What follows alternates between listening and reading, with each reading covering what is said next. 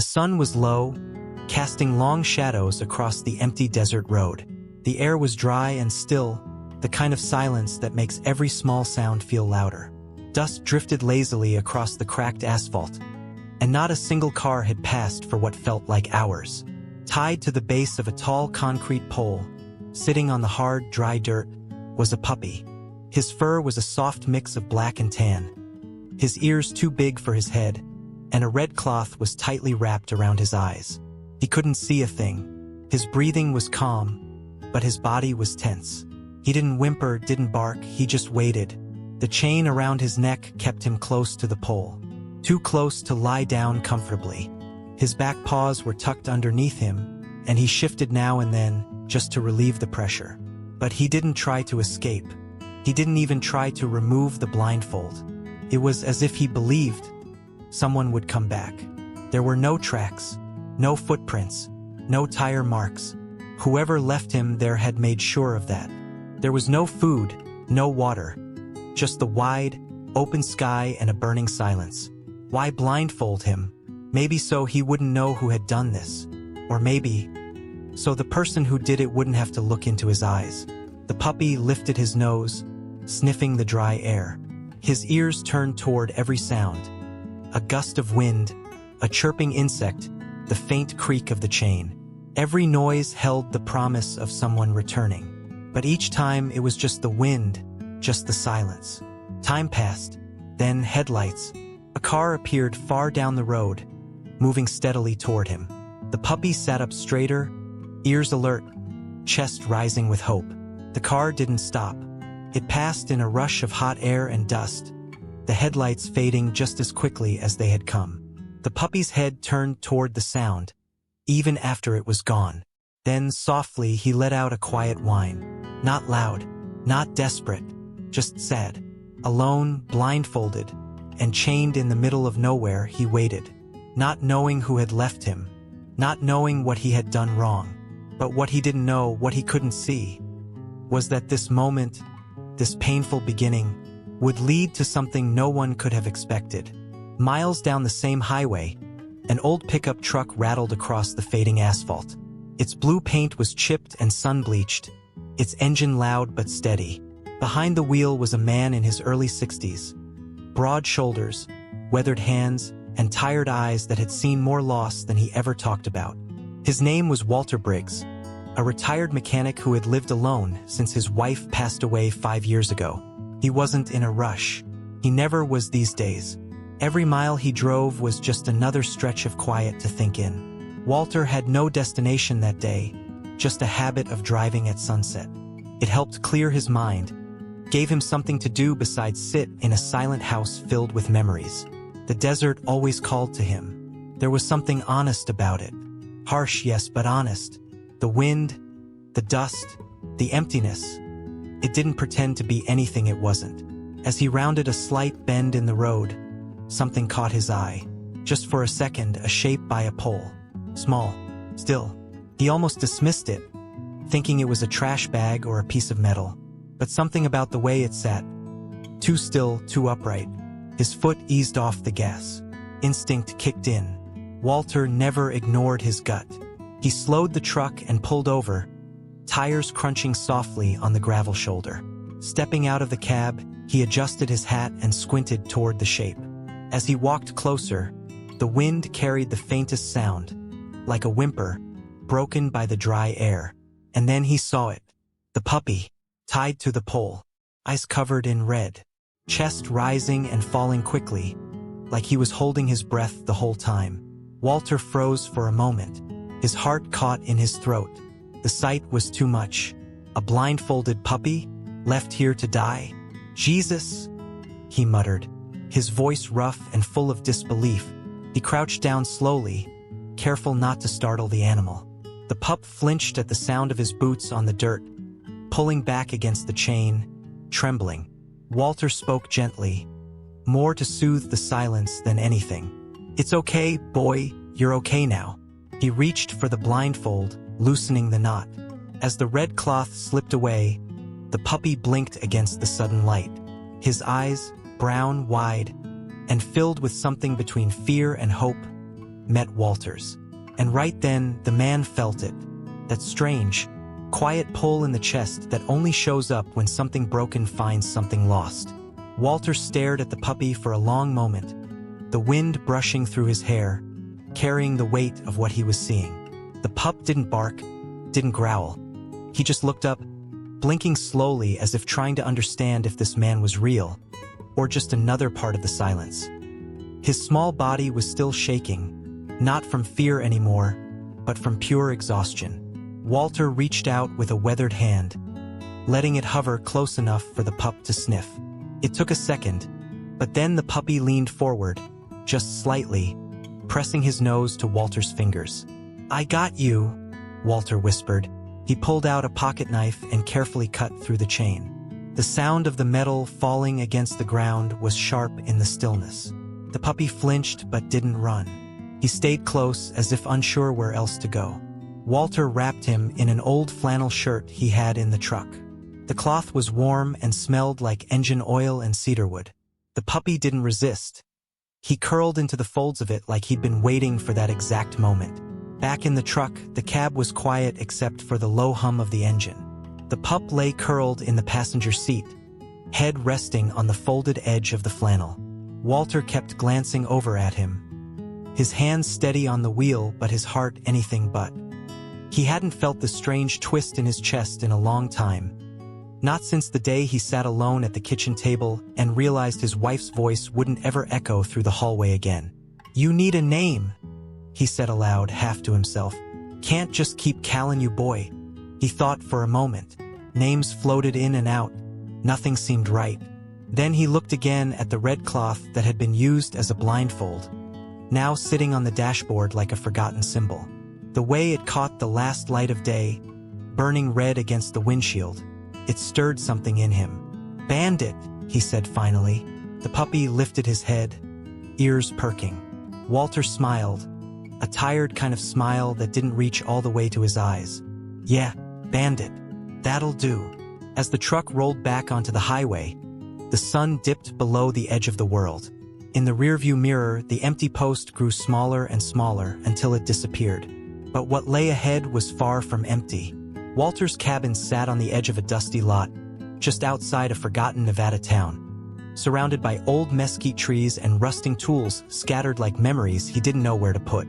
It wasn't much, just 2 bedrooms, a screened porch, and a garage he rarely used anymore. But it was home, and for years it had been silent. Too silent. Now, as he opened the front door and stepped inside with Bandit wrapped in his arms, something shifted in that silence. It was no longer just empty. It felt like it was waiting for something. Bandit hesitated at the threshold, sniffing the air before stepping onto the old wooden floor. Walter set him down gently, watching as the pup took his first cautious steps into the house. He didn't explore like other puppies might. No tail wagging, no bouncing around. He moved slowly, nose to the ground, like he was searching for something familiar, but finding nothing. Walter watched him with a quiet ache in his chest. This dog had been through something worse than just being abandoned. Later that night, Walter filled an old metal bowl with water and set out a few slices of leftover chicken. Bandit ate carefully, glancing up between bites as if unsure he was allowed. Every movement was hesitant, guarded. Walter sat across from him on the floor, sipping from a chipped coffee mug. The soft ticking of a wall clock echoed through the room, and for a long while, neither of them made a sound. "You've seen things," Walter finally said, his voice low, almost a whisper. "Things no pup should ever have to go through." He stood and walked to the fireplace, pulling out an old wool blanket from a chest nearby. He placed it beside the couch and patted it gently. Bandit watched, unsure. Walter sat back down and waited. A full minute passed. Then, slowly, Bandit made his way over, curled up on the blanket, and let out a long breath, his first real sign of peace. Walter leaned back, eyes on the ceiling. The cabin felt different now. Not just warmer, but alive again. Yet somewhere in the back of his mind, something tugged at him. A question he hadn't asked yet. Who left a puppy like that out there? And why blindfold him? He didn't know it yet, But that question was the beginning of a truth neither of them was ready for. And that truth was already on its way, closer than Walter could have imagined. The next morning brought a soft gray light through the dusty windows. Walter stood at the kitchen counter, pouring coffee into his favorite mug, the one with a faded American flag on it. Behind him, the sound of paws on the wood floor grew louder. Bandit was awake, stretching slowly, his body still stiff from who knows how many nights sleeping in the dirt. Walter turned, expecting the pup to stay near the blanket. But Bandit was pacing now, nose to the ground, tracing invisible paths along the hallway. Something about the way he moved made Walter pause. It was focused, intentional, as if Bandit wasn't just exploring, he was remembering. The hallway led to Walter's workshop, a place filled with tools, worn denim jackets, an old sense of grease and time. Bandit stood at the door and whimpered, just once, quiet and sharp. Walter followed him in, setting his mug on the workbench. The room was dim, lit only by a single window with cracked blinds. Bandit walked straight to an old army trunk pushed against the wall and sat beside it, tail still, ears perked. Walter watched him, heart thudding. That trunk hadn't been opened in years, not since he'd stored away the last of his wife's things, along with his old military gear and some keepsakes from another life. "What's gotten into you?" Walter asked softly. Kneeling beside the trunk, he reached out to scratch Bandit behind the ears. That's when he noticed it, just under the fur on the side of Bandit's neck. A scar, small, clean, and slightly raised. Not from an accident, it looked surgical. Walter's breath caught. He ran his fingers gently over it, and Bandit tensed but didn't pull away. There was a history there, something done to him, not something he fell into. Walter stood up slowly, staring down at the pup. "You didn't just get dumped," he murmured. "Somebody did something to you, and they didn't want you to see who." That thought chilled him more than the scar. He looked over at the trunk. Suddenly, it didn't feel like just storage. Felt connected. Somehow, like Bandit had led him there on purpose. He hadn't believed in fate in a long time, but this was something else. Something deliberate. And as the wind picked up outside and dust brushed softly against the windows, Walter couldn't shake the feeling. Someone was looking for Bandit, and not everyone who came looking came with good intentions. 3 days passed. Walter kept to his routines, coffee at dawn, repairs in the workshop, walks with Bandit along the back fence line. But something had shifted. The scar on Bandit's neck haunted him. It wasn't the kind of wound you got from a fight or rough play. It was clean, deliberate, and the way Bandit had reacted to certain sounds. A car door slamming, metal clinking. It wasn't normal fear. It was memory. Walter had seen trauma before, in men who came back from war and in himself after losing his wife. And now, somehow, he was seeing it in this dog. On the 4th day, he loaded Bandit into the truck and headed into town. It was just a supply run, dog food, coffee, maybe some oil for the truck. The sun was already high when he pulled into the gas station on the edge of town. It was small, quiet, the kind of place where strangers didn't pass through often. As he stepped out of the truck, Bandit stayed in the passenger seat, watching every move outside like it was a battlefield. Walter was at the register, talking with the clerk about the heat wave, when the bell above the door rang. A woman stepped in, mid-30s, sharp posture, dressed too clean for this dusty town. She wore dark jeans, boots polished like new, and a fitted black jacket. Not a trace of sweat on her. Her eyes scanned the store like she was counting exits. She didn't buy anything, just looked around. Then her gaze landed on the truck outside. On Bandit. Walter turned just in time to catch the shift in her face. Something cold, calculating. She stepped toward the counter, speaking casually, but her voice had a firmness that didn't match the setting. "That German shepherd outside. Is he yours?" Walter's jaw tightened. "Found him near the highway a few days ago." "Why?" The woman smiled, but it didn't reach her eyes. "Just curious. He looks like one of ours." "Ours?" She reached into her jacket and flashed a badge. But not police. Private security. The name on it was too quick for Walter to catch. "We've been tracking a missing service dog. Government property." Walter's gut twisted.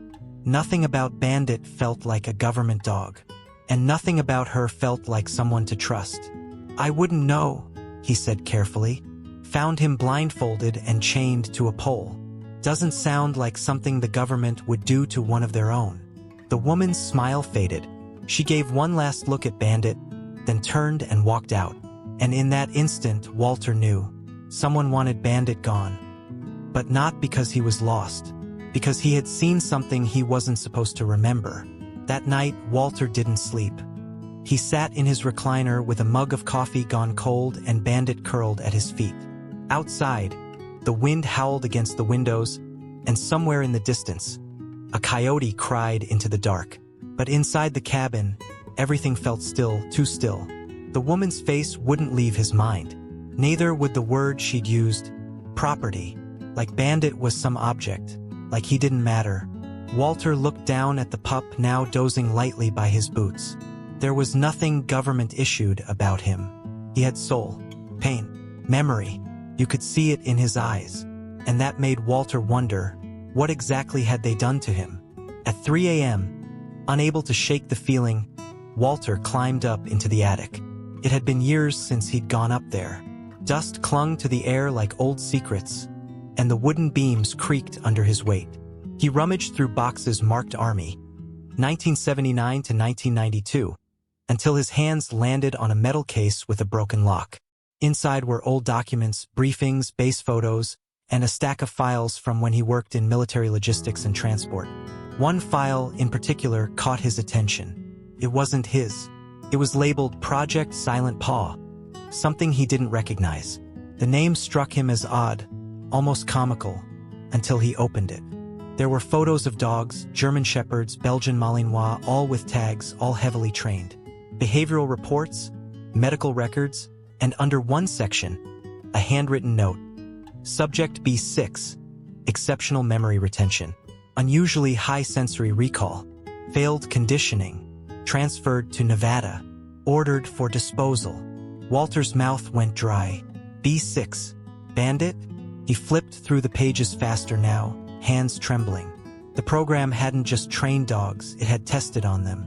Enhanced memory, scent retention, reaction to trauma. But when certain dogs became unstable or too aware, they were quietly removed from the program and discarded. Bandit wasn't just abandoned, he was erased. Walter sat back, the weight of the file sinking into his lap. They hadn't expected Bandit to survive. And now someone knew he had. That woman wasn't searching to retrieve a lost asset. She was here to finish what someone else had started. Downstairs, Bandit let out a low growl in his sleep. Walter stood, eyes sharp, heart pounding. They weren't safe anymore, and he wasn't about to let anyone hurt that dog again. The morning came without warning. No sunrise glow, no gentle warmth. Just a hard, pale light that stretched across the desert like a warning. Walter stood on the porch with his coffee in hand, eyes scanning the horizon. Bandit was beside him, ears up, nose twitching. Something felt off. The stillness wasn't peaceful anymore. It was waiting. Then he saw them. Tire tracks. They weren't there yesterday. Deep, fresh, and leading up the road, stopping just a few yards from the cabin before turning back. Walter set his mug down slowly. Someone had come in the night. No knock, no headlights, just watched. He didn't need to guess who it was. Inside, he pulled the curtains closed and opened the bottom drawer of the hallway cabinet. An old revolver sat there, oiled, loaded, untouched for years. He held it in his hands like a memory, then set it on the table beside the Project Silent Paw file.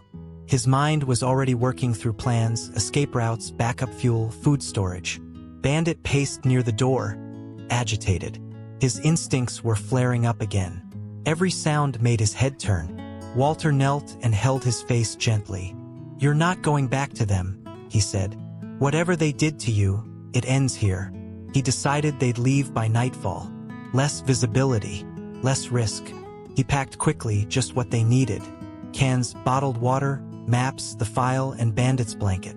Every movement felt like it was being watched, even though the road remained empty. The desert had a way of holding its breath before something hit. But just as he zipped the last bag, Bandit froze. Car engine. Far off, but getting closer. Walter looked out through the slit in the curtain. A black SUV, same model the woman had arrived in, was crawling down the dirt road, slow, careful, deliberate. She was coming back. Not alone this time. Walter's pulse picked up. He grabbed the revolver and clipped Bandit's leash, not to control him, but to keep them connected. "Come on, boy," he whispered. "We're not gonna wait around to see how this ends." Out the back door, across the fence line, and into the brush. The desert was dry and harsh, but it offered one thing the road didn't: places to disappear. As they moved deeper into the wasteland, the sun high above them, Walter didn't look back. But Bandit did, just once. And in that fleeting moment, the pup's eyes held something more than fear. They held recognition. The desert sun was brutal, burning high above them as Walter and Bandit pushed forward through the scrub and stone. Walter moved carefully, watching the ground for signs of snakes, keeping low whenever they reached an open stretch. Bandit stayed close, alert, but focused. He wasn't just running anymore. He was leading. They had traveled nearly 2 miles before Bandit veered sharply off course. Walter followed without hesitation, trusting the pup's instincts. The terrain shifted. Flat land gave way to scattered rock formations and dry ravines. Bandit paused at the edge of one, sniffing the air, ears fully erect. Then he bolted forward, up a narrow path between 2 jagged hills. Walter's legs ached, lungs tight from the heat, but he pushed himself to keep up. When he finally reached the top, what he saw stopped him cold. Below them sat a compound. Low, concrete buildings surrounded by fencing, half-collapsed structures, rusted satellite dishes still standing like skeletons. It looked abandoned, but Walter recognized it for what it was: a testing site. The kind they used back in the early 90s. Off-grid, hush-hush, and always unofficial. Bandit stood frozen at the ridge, staring down at the place. He didn't whine, didn't move. He just stared. And in that moment, Walter realized something chilling. This wasn't just some random direction Bandit had chosen. He remembered this place. They moved carefully downhill, staying behind cover. Up close, the buildings were worse than Walter expected. Glass shattered, doors half open, walls stained with time and secrets. Yet, Bandit walked through it like he'd been there yesterday. He sniffed specific doors, paused at corners, tail low but steady.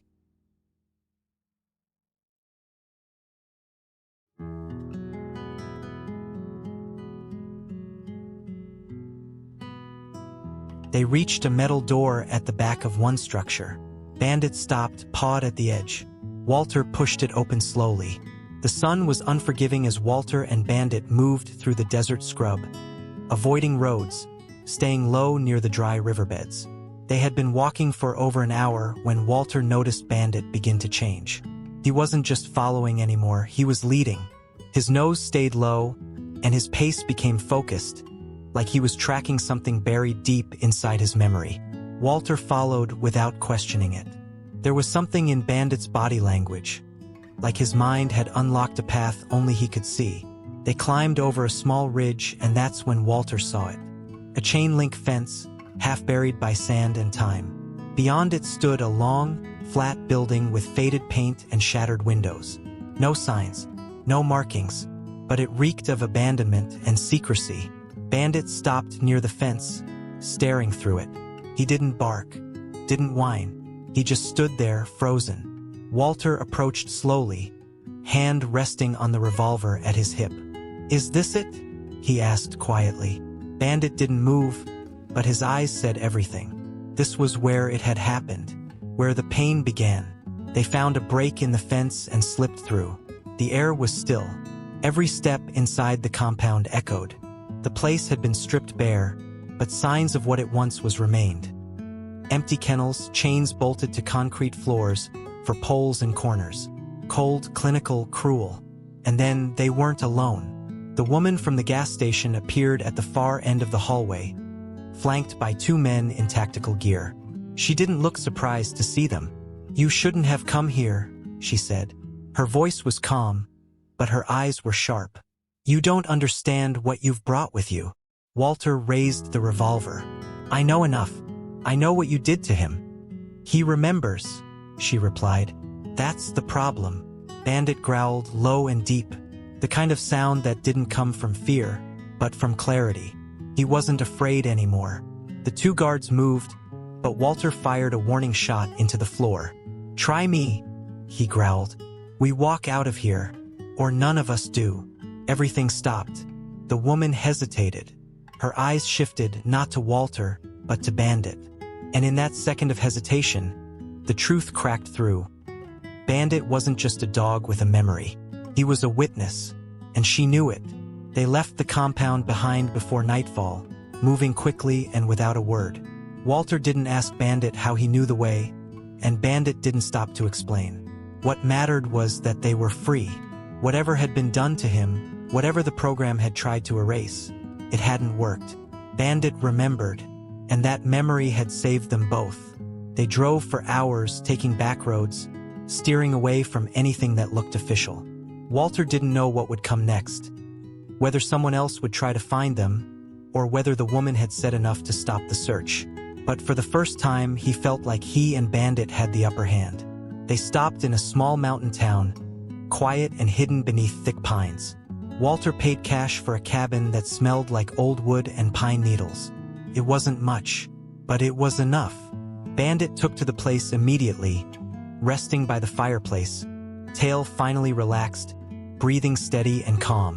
One night, as the wind rustled the trees outside, Walter sat with Bandit on the porch, looking at the stars. You know, he said softly, you were never meant to be just some tool for them. You were meant to be this, right here, alive, free. Bandit didn't respond, but his head leaned gently against Walter's knee. In the weeks that followed, no one came. No black SUVs, no knocks on the door, just peace.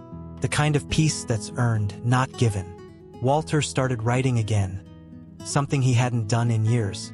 He kept a journal, about Bandit, about the war, about what it meant to start over when you thought your story had already ended.